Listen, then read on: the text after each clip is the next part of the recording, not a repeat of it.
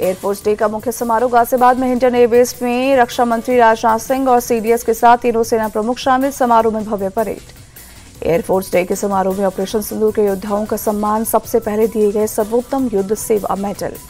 Hindon airbase पर operation सिंदूर में जाबाजों को वीर चक्र, 9 वायुवीरों को वीर चक्र से सम्मानित किया गया। एयरफोर्स के स्थापना दिवस पर एयर चीफ एपी सिंह का बयान, हम अपने लक्ष्य से नहीं चूकने वाले। पिछले 1 साल में हमने बहुत कुछ देखा, दुश्मन को बातचीत के लिए मजबूर होना पड़ा। एयरफोर्स डे पर राष्ट्रीय युद्ध स्मारक पर शहीदों को नमन। सीडीएस के साथ तीनों सेना प्रमुखों ने पुष्पांजलि अर्पित की। पीएम मोदी आज दोपहर 3:30 बजे नवी मुंबई इंटरनेशनल एयरपोर्ट के पहले फेज का करेंगे उद्घाटन। 19,647 करोड़ की लागत से तैयार एयरपोर्ट से दिसंबर के कॉमर्शियल फ्लाइट होगी शुरू। प्रधानमंत्री मोदी आज मुंबई मेट्रो लाइन 3 के अंतिम चरण का करेंगे उद्घाटन। 33.5 किलोमीटर लंबी एक्वा लाइन 37,270 करोड़ की लागत से हुई है तैयार। पीएम आज मुंबई वन मोबाइल ऐप करेंगे लॉन्च। मुंबई की बेस्ट, लोकल और मेट्रो सहित 11 पब्लिक ट्रांसपोर्ट ऑपरेटर को मुंबई वन के जरिए जोड़ा जाएगा।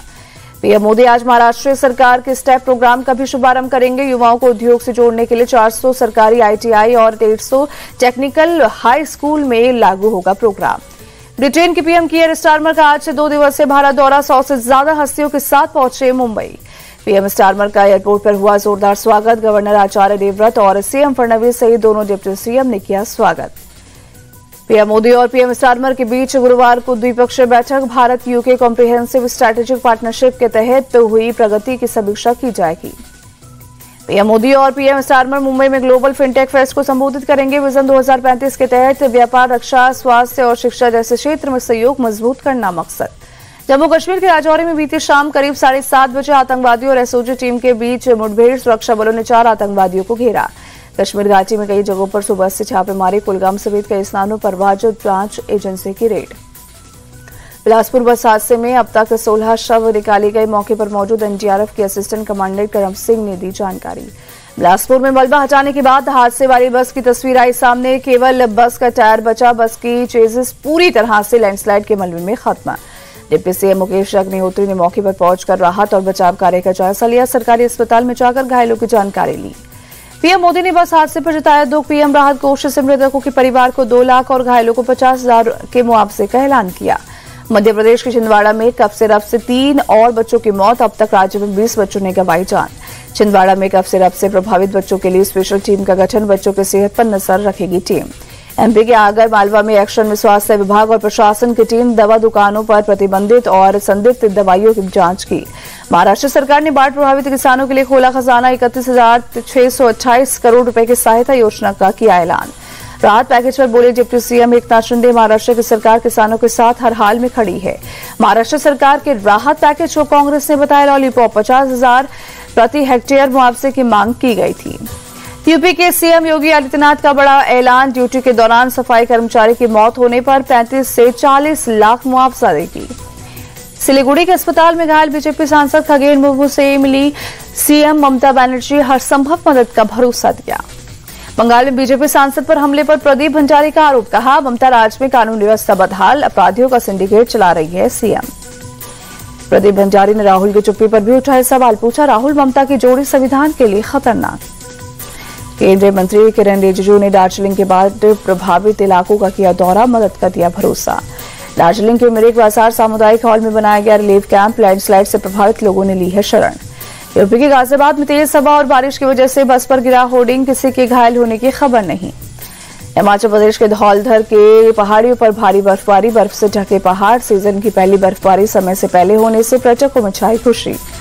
जम्मू के रामबन में भारी बारिश के बाद लैंडस्लाइड। हाईवे पर मलबा गिरने से जम्मू श्रीनगर ट्रैफिक बाधित सड़कों से मलबा हटाया। जम्मू कश्मीर के सोनमर्ग में सीजन की पहली बर्फबारी। सड़कों से लेकर पहाड़ों पर बिछी बर्फ की चादर। पहाड़ों पर बर्फ जमने से बढ़ी सुंदरता। द्रास में कई फीट मोटी जमी बर्फ की परत। पर्यटकों में छाई खुशी की लहर। घरों की छतों, गाड़ियों पर जमी बर्फबारी से पर्यटकों की भीड़ बढ़ने की उम्मीद। रोहतक रेंज के आईजी रहे वाई पूरन कुमार का गनमैन सुशील कुमार न्यायिक हिरासत में। गनमैन को के खिलाफ दर्ज हुआ था करप्शन का केस। आईजी वाई पूरन कुमार ने चंडीगढ़ में की थी आत्महत्या। पुलिस की पूछताछ में gunman Sushil Kumar IPS Y पूरन कुमार का लिया था नाम। उनके कहने पर शराब व्यवसायी से मांगी थी रिश्वत। महाराष्ट्र छत्रपति संभाजी नगर में गौरक्षक गणेश शेलके पर हमला। के हमले में गणेश शेलके बुरी तरह से घायल। कसाई समाज के कुछ लोगों पर हमले का है आरोप। गुजरात के राजकोट में पुलिस का तालिबानी चेहरा सामने। गांधीनगर थाने में एक नाबालिग के बाल खींचकर 3rd डिग्री देने का वीडियो हुआ वायरल। नाबालिग पर गणेश महोत्सव के दौरान एक शख्स पर चाकू से हमला करने का आरोप। थाने में काम करने वाले एक प्राइवेट कर्मचारी ने खींचे युवक के बाल। गुजरात के भावनगर में साइबर पुलिस की कार्रवाई। 1 करोड़ बिटकॉइन धोखाधड़ी के मामले में एक गिरफ्तार। राजस्थान के श्री माधोपुर में मालगाड़ी के 3 दर्जन से ज्यादा डब्बे ट्रैक से उतरे, एक दूसरे पर डब्बे चढ़े, ट्रैक पर ठप हुई ट्रेनें। राजस्थान के दूदू में जयपुर अजमेर हाईवे पर बड़ा हादसा। गैस सिलेंडर से भरे ट्रक में धमाके के साथ लगी आग, कई लोग घायल हुए। आज मनाई जा रही गुरु रामदास जयंती, श्रद्धालु ने स्वर्ण मंदिर में मत्था टेका। 3 दिन के बाद फिर से शुरू हुई वैष्णो देवी की यात्रा शुरू होने पर कटरा में श्रद्धालु ने जताई खुशी। स्पेन की राजधानी मैड्रिड में बहुमंजिला इमारत का आधा हिस्सा गिरा, हादसे में 3 मजदूर घायल, 4 लोग लापता। BFI कप में सेना के मुक्केबाजों ने दिखाया दम। S विश्वनाथ, मोहम्मद हुसमुद्दीन वंशज सचिन और अंकुश ने फाइनल में दर्ज की शानदार जीत। आर्कटिक ओपन टूर्नामेंट के मिक्स डबल्स में ध्रुव कपिला और तनिषा क्रास्टो की जोड़ी जीती। फ्रांस के लुकास रेनोइर और कैमिलो को हराया।